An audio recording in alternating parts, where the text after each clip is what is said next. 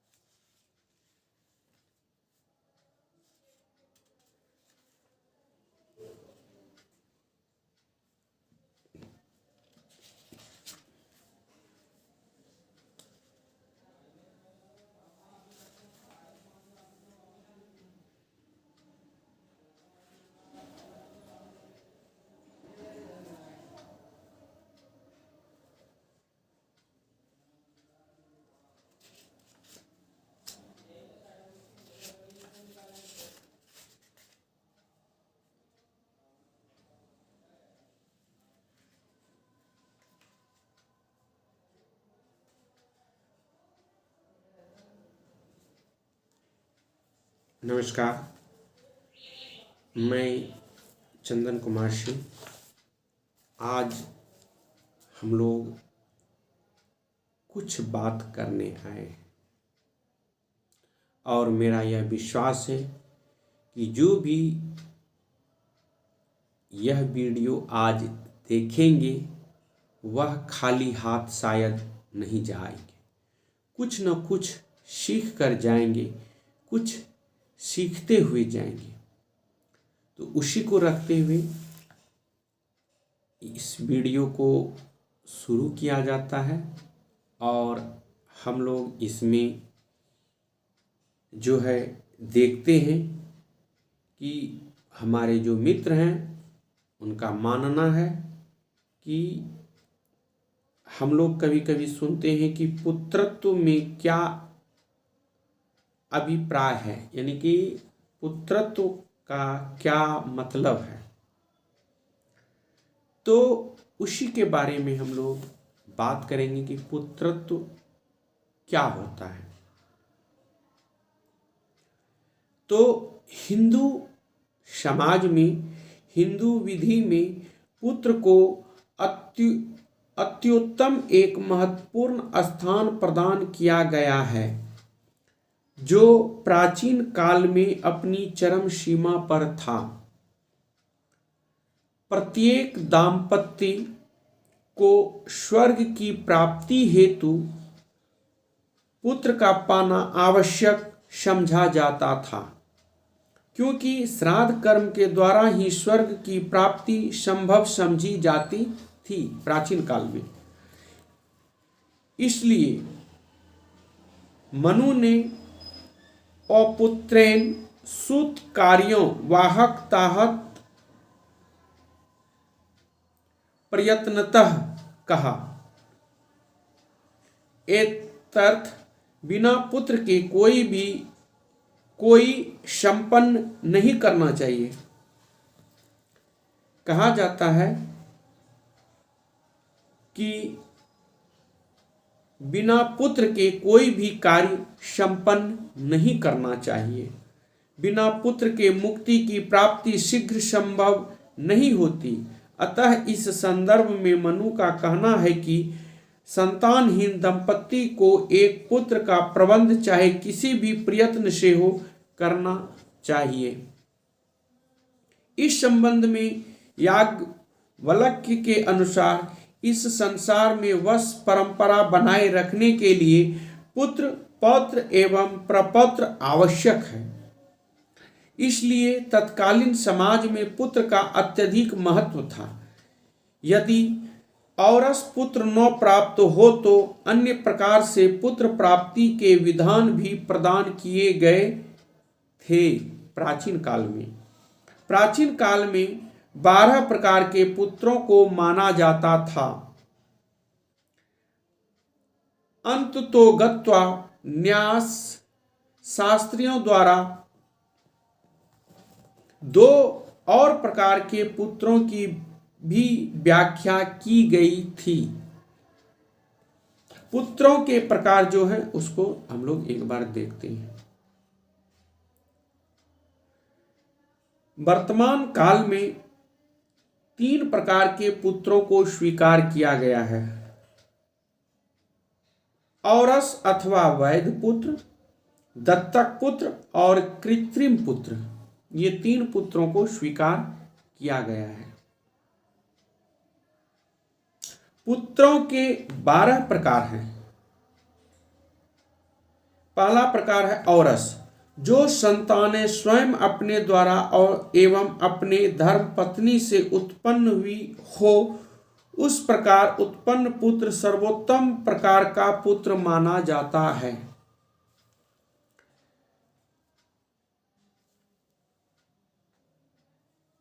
ये औरस है, यानी कि पति पत्नी के सहवास से जन्म लिए हुए जो पुत्र हैं वो ही सर्वोत्तम प्रकार के पुत्र माने जाते हैं। दूसरा हो जाता है क्षेत्रज, अपनी पत्नी से किसी अन्य व्यक्ति द्वारा उत्पन्न किया गया पुत्र क्षेत्रज पुत्र के रूप में स्वीकार किया जाता है। इस प्रकार का पुत्र पति की इच्छा अनुसार ही उसको स्त्री से उत्पन्न करना स्वीकार है, जैसे कि व्यवस्था नियोग आदि में होती है। ये हुआ क्षेत्रज। उसके बाद आता है गूढ़ज, धर्म पत्नी के द्वारा जो पुत्र गुप्त रूप से उत्पन्न किया जाता था वह पुत्र गूढ़ज कहलाता था। इस प्रकार उत्पन्न पुत्र के वास्तविक पिता के संबंध में कोई विशेष जानकारी प्राप्त नहीं होती थी, वरन वह पुत्र उसी पत्नी का पुत्र कहा जाता था। उसका होता था कनीन। अब कनीन क्या होता था? जो पुत्र कन्या को अविवाहित अवस्था में उसके पिता के घर उत्पन्न होता था उसे कनीन पुत्र कहा जाता था। उसके विवाह के उपरांत वह उसके पति का पुत्र माना जाता था।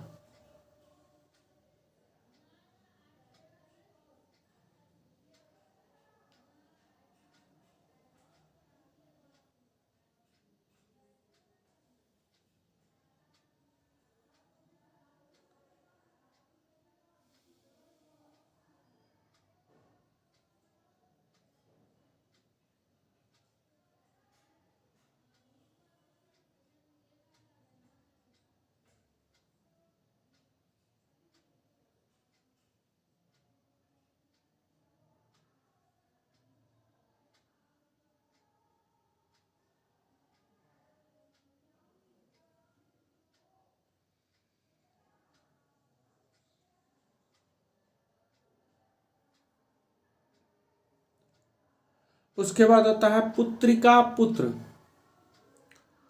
विवाहिता कन्या से उत्पन्न अर्थात पुत्री के द्वारा उत्पन्न पुत्र को पुत्रिका पुत्र कहते थे, जो कि उस लड़की के विवाह के समय यह तक लिया जाता था कि जो पुत्र उत्पन्न होगा वह लड़की के पिता को माना जाएगा। उसका होता है सहोढज।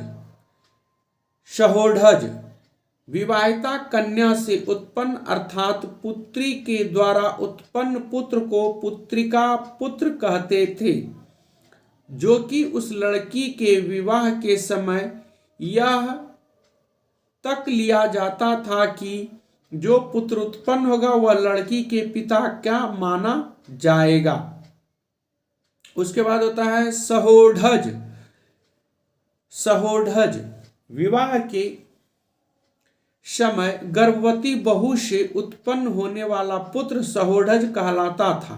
पति को चाहे उस वधू के गर्भवती होने का ज्ञान रहा हो अथवा न रहा हो, किंतु पुत्र पति का ही समझा जाता है और उसे सहोढज कहते हैं। उसका होता है पुनर्भव। जिस स्त्री ने दूसरा विवाह कर लिया हो उससे उत्पन्न हुआ पुत्र पुनर्भव कहा जाता है, चाहे प्रथम विवाह पूर्ण हुआ हो या हुआ रहा हो अथवा नहीं। वशिष्ठ के अनुसार वह क्षेत्रक और मृत्तिका पुत्र के बाद आता है।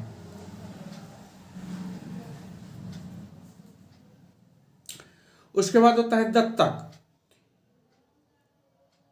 एक जाति का पुत्र उसके माता पिता के द्वारा जब स्वेच्छा से उसी जाति के अन्य किसी व्यक्ति को जो पुत्रहीन है प्रदान किया जाता है तो ऐसे पुत्र को दत्तक पुत्र कहते हैं।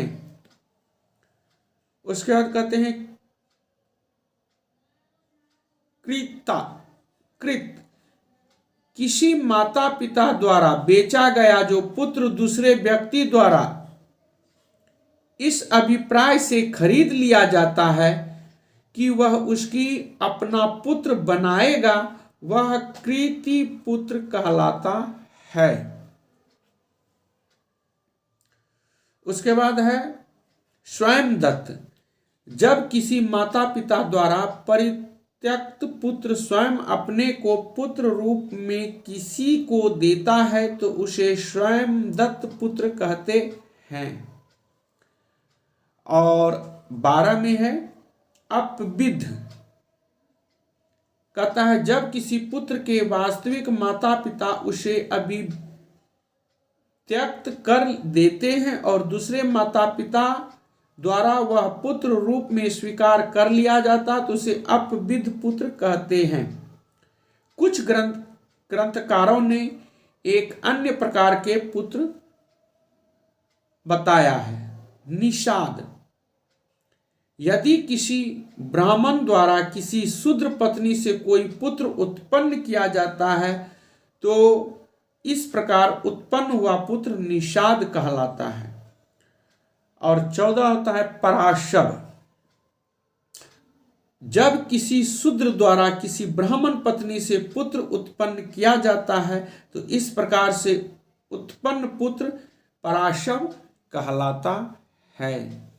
तो ये हम लोग देखें 12 प्रकार के पुत्रों का वर्णन है। फिर उसके बाद हम लोग देखते हैं जो पुत्र के कितने प्रकार हैं। पहला होते हैं औरस, दूसरा होते हैं क्षेत्रज, तीसरा होते हैं गूढ़ज, चौथा होते हैं कानिन, पांचवा होते हैं पुत्रिका पुत्र, छठा होते हैं सहोडज, सातवां होते हैं पुनर्भव, आठवां होते हैं दत्तक, 9 होते हैं कृत, 10 होते हैं कृत्रिम, 11 होता है स्वयंदत्त, 12 होता है अपविद, 13 होता है निषाद, 14 होता है पराशव। तो इतने प्रकार के पुत्रों के बारे में हम लोग को जानकारी प्राप्त होती है।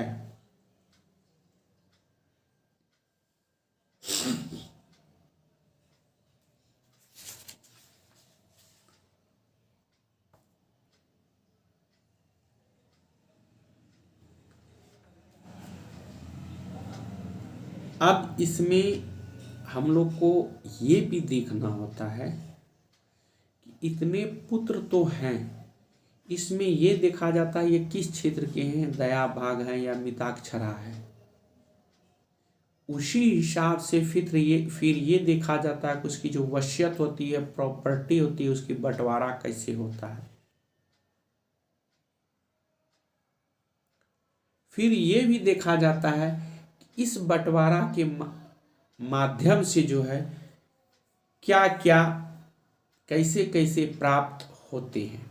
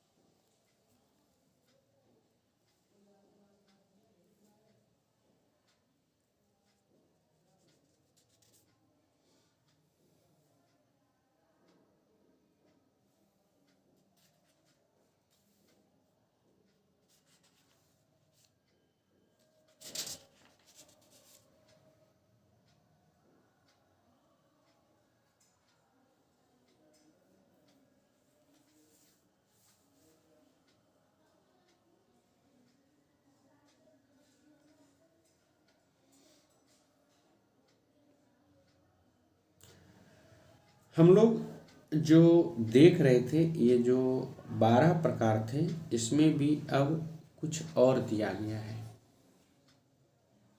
और इसमें ये भी बताया जाता है कि ये जो पुत्र है, जितने हम लोग 14 प्रकार के पुत्रों की जानकारी प्राप्त किए, इसमें इसका वसीयत का जो है बंटवारा कैसे होता है और ये बंटवारा